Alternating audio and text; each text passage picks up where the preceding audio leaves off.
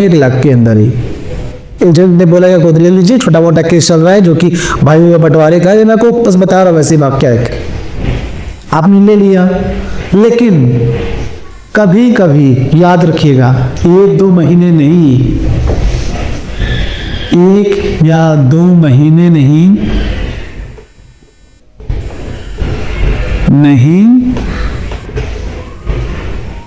15 से 20 साल,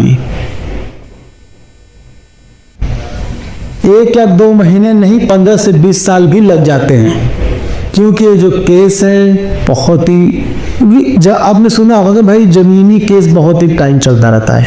बहुत ही लोग कहते हैं कि जमीनी केस जो है बहुत ही लंबा चलता रहेगा, जिंदगी बीत जाएगी, तो ये गलत नहीं कहते हैं। लग बाई चांस से कि 1-2 महीने कुछ क्लियर हो गया तो हो गया, नहीं तो 15 से 20 साल लग जाते। ये है कोर्ट का टाइम का मतलब, ये था पहले टॉपिक का। दूसरे टॉपिक पे और हम बढ़ेंगे, खरीदार सबसे आखिर में आता है। मान लीजिए आप केस जीत गए, यानी जो पहले केस जो चल रहा था वो तो पहले खरीदार पिंटू के नाम पे चल रहा था, पिंटू के नाम पे। आपने खरीदा, आपका नाम चिंटू है, आपने खरीदा, आपका नाम चिंटू है। पिंटू जमीन खरीदा चिंटू से, लेकिन जो केस चल रहा था, जो कोर्ट में जो केस था, वो दर्ज था पिंटू के नाम पे। तो पिंटू ने तो जमीन बेच दी बाल्मीन को, लेकिन जो केस चल रहा है अभी वो है पिंटू के नाम पर ही, केस ट्रांसफर नहीं हो, क्योंकि वो पहले से उस पर चल ही रहा था। तो जब भी जीत होगी तो पहले इनकी होगी, समझा आपने।